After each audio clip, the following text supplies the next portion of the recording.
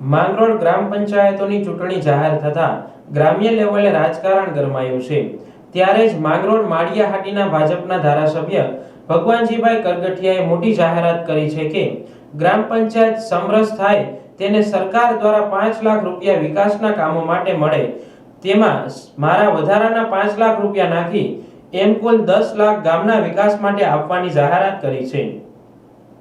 હાલ માંગરોળ તાલુકામાં 16 ગામોમાં ગ્રામ પંચાયતની ચૂંટણી યોજાવાની છે, પરંતુ જે ગામ સમરસ થાય તે ગામને માંગરોળના ધારાસભ્ય ભગવાનજીભાઈ કરગઠિયા દ્વારા વિકાસના કામોમાં પોતાની ગ્રાન્ટમાંથી રૂપિયા 5 લાખ આપવાની જાહેરાત કરી છે।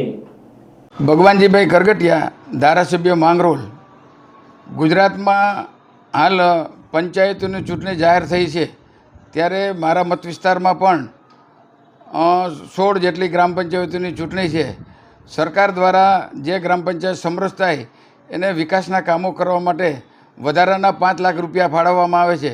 તેવી જ રીતે હું પણ મારા વિસ્તારમાં જે સમરસ ગ્રામ પંચાયતો થશે તેમાં વધારાને 5 લાખ રૂપિયા મારી ગ્રાન્ટ આપવાનો છું, જેથી કરીને ગામમાં શાંતિ રહી, કોઈ ઝઘડા ન થાય અને શાંતિપૂર્ણ ચૂંટણી થાય।